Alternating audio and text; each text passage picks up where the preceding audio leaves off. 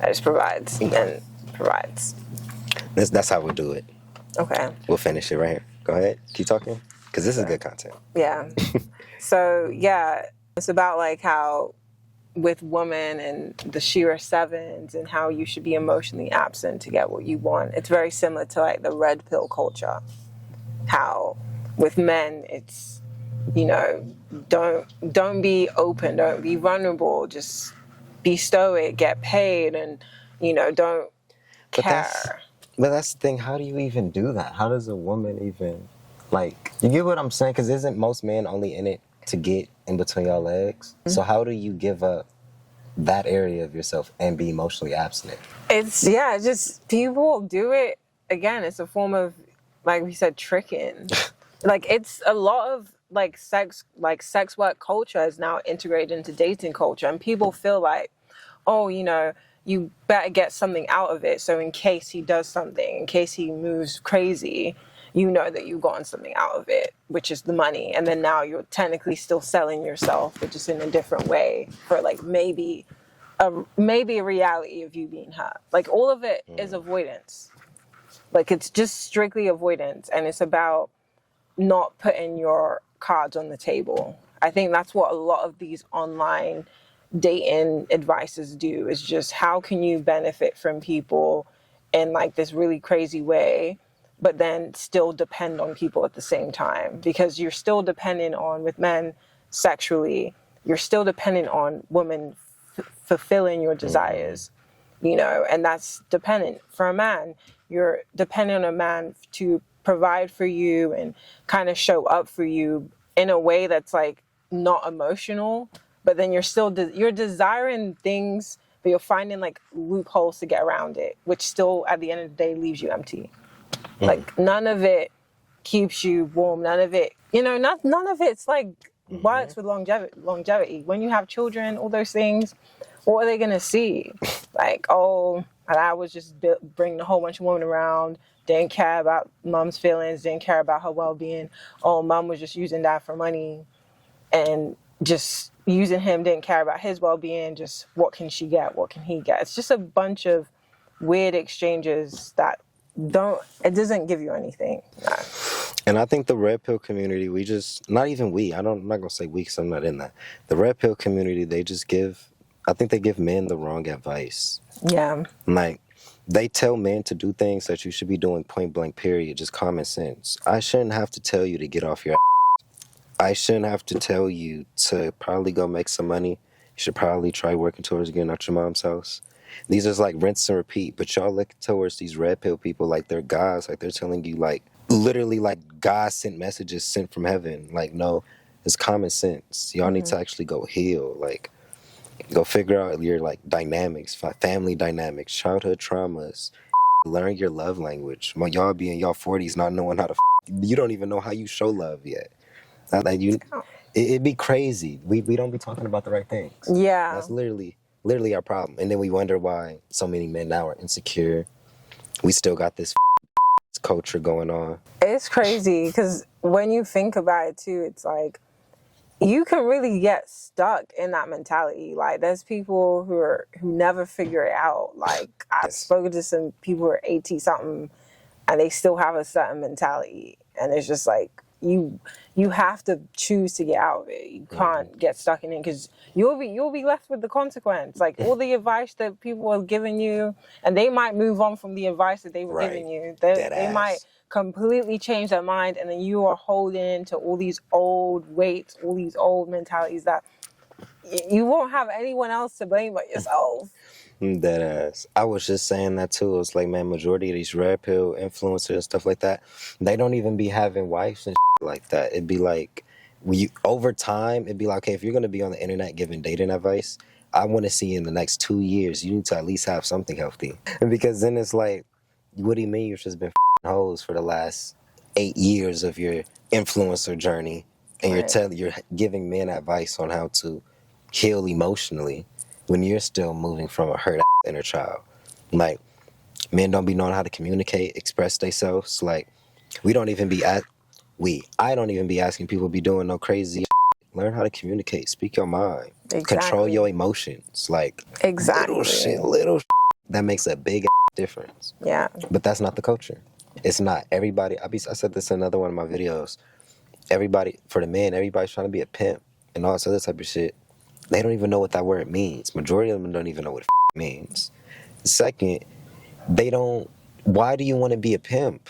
Why do you have to be pimping? It's like this culture, like what you're saying. Everybody's trying to like. Yeah, it's sex It's an culture. image. Yeah, it's so weird. It's so weird. Yeah. Why can't you just be a good human? Right. Because it's one of those things too where it's like because at least with the culture of being, you know, whether you're a porn star or a prostitute, whatever, like, I don't know if there's a politically correct term for that, but sex work or anything, you know it's an exchange. It's like, this is what you're doing, this is what I'm here for, and you understand the process. But why are we applying sex work culture to interpersonal relationships? Like, that doesn't even make any sense. That part. That's like saying, okay, now this is a career. Like, okay, this is a job. My relationship is now a job.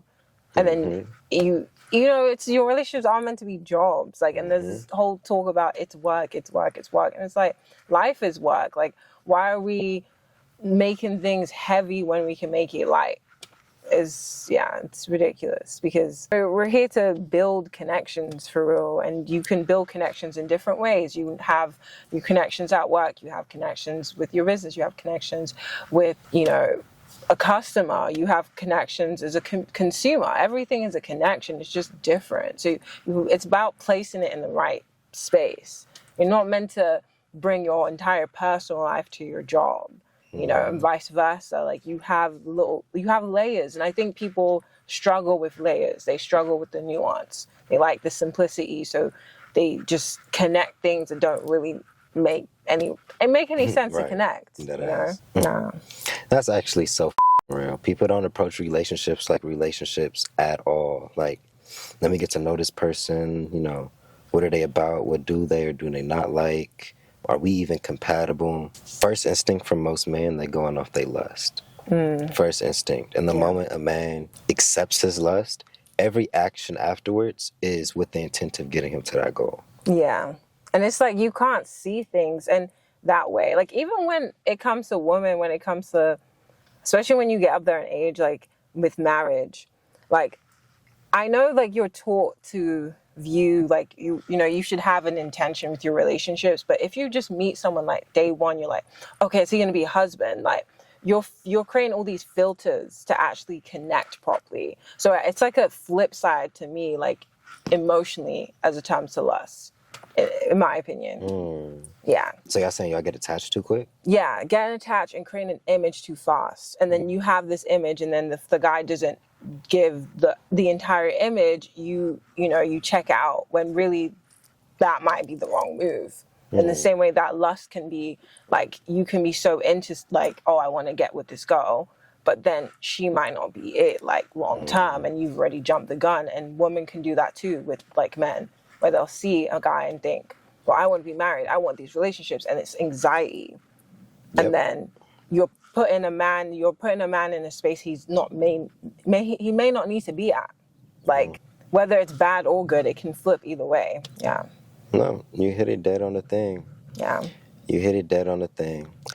But then that's the thing too, because what do you mean they jump the gun too quick? Because sometimes, you know, there's certain relationships where they be like, it was love for first sight. You don't think that's a thing? You know how certain couples, it was like, they got married 5 months afterwards. Yeah. And they were cool. It was like instant connection. How do you tell the difference between, like, you having anxiety and, like, projecting yourself into the future versus, like, an actual soul connection? Or do you think those don't exist and it's just, it always comes down to just timing and shit?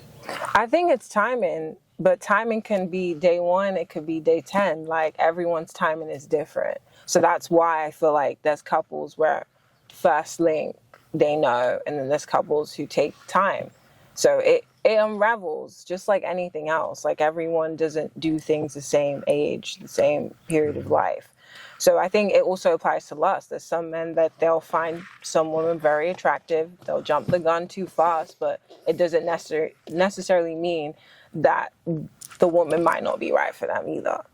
you know, so it applies within like the whole sphere of everything, which is timing and making sure that you know where you're coming from and going from there. I actually have a very interesting question though, because it came up, and because of the last conversations we had, right, where we talked about compatibility. When does the lust actually supposed to get involved from the woman's perspective? Because I've talked to a lot of women where they're like, they feel like that's all that men want from them.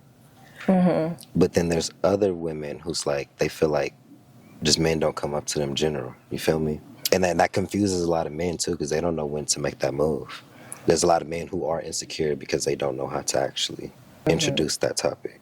Yeah, I feel like when it comes to lust, I think attraction, I think a lot of people kind of mix the two. I don't have the specific definition of lust in my head, but what I know is like there's attraction and then there's just like lust is just when, you know, nothing else matters. In a sense. Yeah, it's more of like this one dimensional focus when attraction kind of connects all the other dots. So I feel like, again, it's timing is always dependent on the person. I don't think, like, life is too nuanced. You know, there's some people, like, we put it down to food or whatever. You can be allergic to something someone else isn't. You know, someone can be a little allergic, someone can be way more allergic.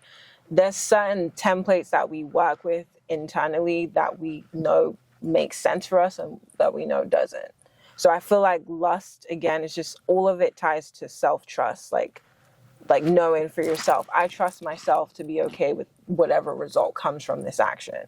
I trust myself to be okay with this person or without.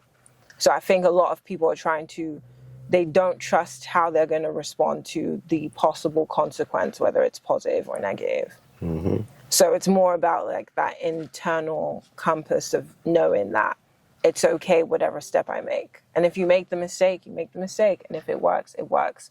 You just have to build that trust. That's beautiful, because I just told somebody, they hit me up on TikTok. They was like, I have a question, like, why does it feel like I run every single time, like, something gets deep, or like, I feel like I'm getting my emotions involved? And I told them, like, that's not anxious, but an avoidant attachment style. You fear those deep levels of intimacy because you don't want to get hurt or have something not go in the ways that you want it to. So you run. And I actually agree. And I told her this quote. I was like, a quote that I actually love, that I had to tell myself recently, was like, you don't have trust. If a bird doesn't have trust in the branch, that it won't break, the bird has trust in its ability to fly if that branch does break, right?